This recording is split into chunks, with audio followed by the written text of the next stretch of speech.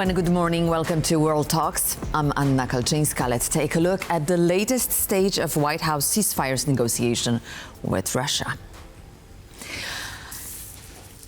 Despite Donald Trump being satisfied with the ongoing discussions with Vladimir Putin, nothing seems to confirm that the peace talks are very much on track, quote unquote. Moscow agrees to a 30-day truce under the condition Ukraine does not attack its critical infrastructure, but is not offering anything in return for its part. Does it mean that Kyiv is against the wall? Is the US trying to turn a rotten peace to a bad one? To delve into the complexity of ongoing conversations between the three parties, I'm joined now by Scott Lucas, professor at University College Dublin. Good morning, Professor. Thank you for joining us. Thank you so much for having me here.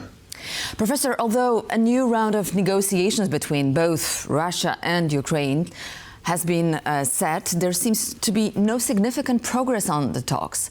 So is there an agreement between Trump and Putin? Have there been any talks or comments suggesting a deal? No, we're not close to a deal yet. I think we're in a phase where there is a tug of war between the Kremlin and between Ukraine and its supporters to play to Trump's ego, to play to his sense of his greatness, but also to work with Trump administration officials to try to set the terms for the negotiations when they occur. If you look at what just happened in the last few days, on Tuesday, the Kremlin, which was on the defensive because of this Ukraine-US proposal for a 30-day ceasefire, which would be in the air, at sea, and on land, they finally gave Donald Trump his phone call with Vladimir Putin. And that's what Trump has been wanting for weeks. And Trump said, oh, it was a great call. It was wonderful that we chatted. But of course, what Russia did was restate its ultimatum to Ukraine. Not only that Russia continue to hold on to Ukrainian territory for the long term, but that Ukraine be weak, that it be, quote, neutral, effectively demilitarized, and that sanctions be lifted on Russia. And at that point, you think, okay, that's it. The Kremlin have pulled Trump back in to their orbit and they'll press their demands. But a day later, Vladimir Zelensky, the Ukrainian president, after working with the Europeans, he got a call with Trump, and he brought Trump back onto the side of Ukraine-US talks on a ceasefire. Because importantly, the Kremlin effectively said, no, we're not going to accept that ceasefire in the Black Sea. We're not going to accept it on the front line. And Donald Trump's ego really wants the idea that the fighting has stopped. So Zelensky has worked on that. Plus, Zelensky has worked on Trump to support Ukrainian air defenses. And there is this interesting discussion going on over the fate of the Zaporizhzhia nuclear power plant, whether the U.S. will have an interest in protecting that plant as part of a security guarantee. Exactly. What is exactly happening with the Zaporizhzhia nuclear power plant? We've been hearing very conflicting statements. In the morning, there were reports suggesting Zelensky agreed to certain steps. By the evening, the position seemed to have completely changed. And Zelensky said that there has been no talks about a possibility of U.S. controlling that Zaporizhzhia nuclear power plant. So what's the state of the deal right now? If you cut through the different statements from the White House and from Kyiv, I think what you get to is a variant on what had been the proposed rare earth minerals deal. Remember that for Trump, this was just simply a way to get money out of Ukraine. But for Kyiv, this was a way to get a security guarantee from the Americans, because if they were involved in getting the minerals, they would have to help provide the protection for those sites. Same thing applies to Zaporizhzhia. If Trump thinks, all right, we're going to make some money out of providing power, or we're going to make some money out of using nuclear electricity for the mining of minerals, then Ukraine plays on that to say, okay, if you really want that to happen, you have to not only get the Russians out of Zaporizhzhia, which they've occupied since the start of the invasion, but you also have to provide protection for Zaporizhzhia. So it's not U.S. ownership of Zaporizhia, but a U.S. interest in Zaporizhia and some of its profits in return for providing security.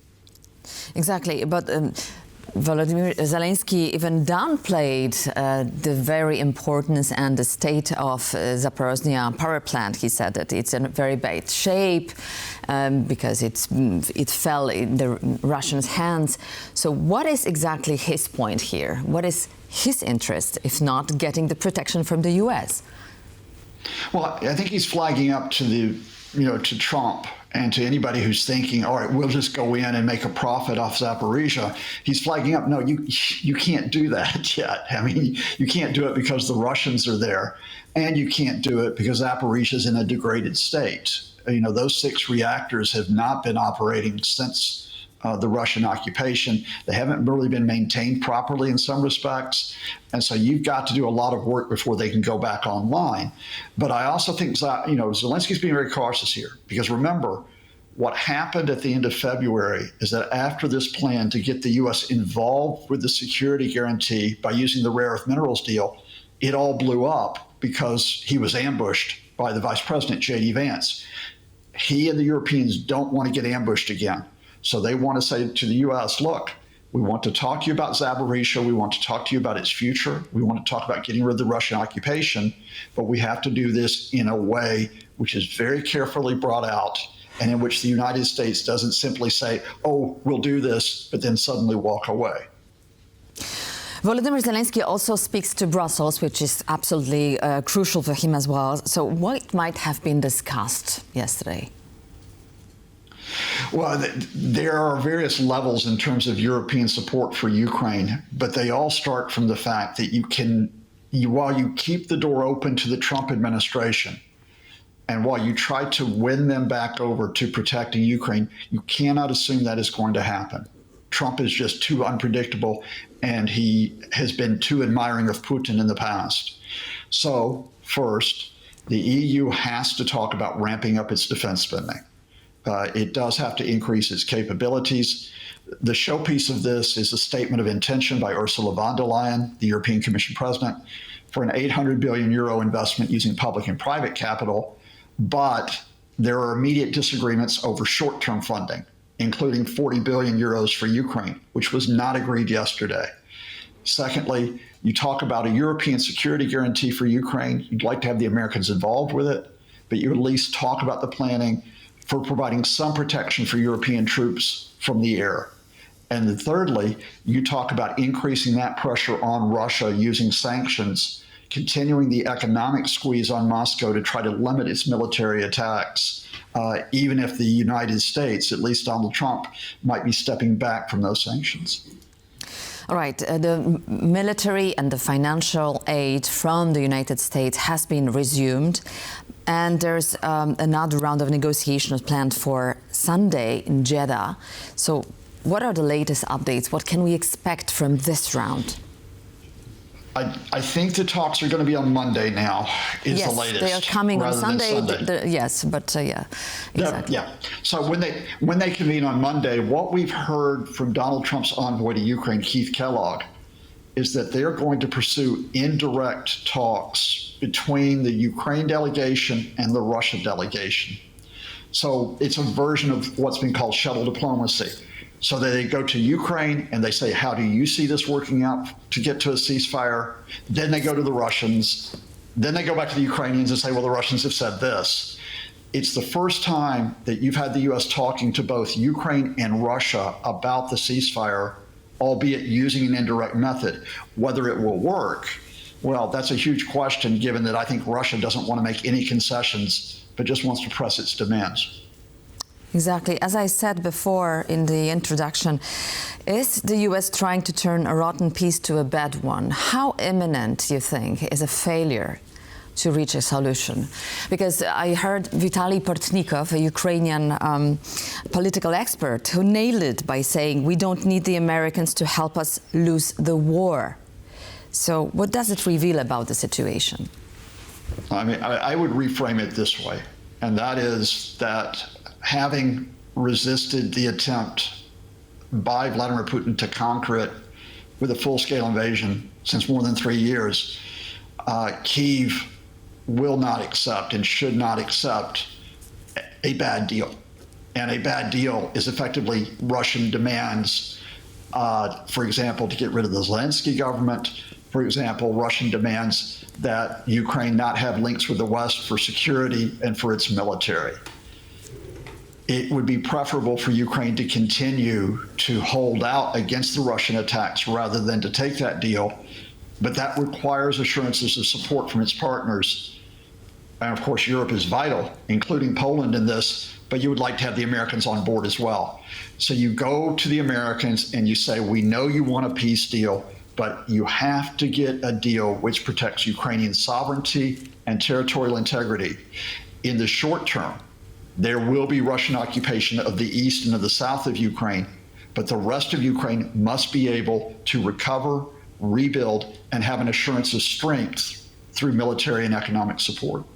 Well, as of now, as of today, the bad deal is very much on the table. Vladimir Putin does not want to agree for any European peace mission, peacekeeping force in Ukraine.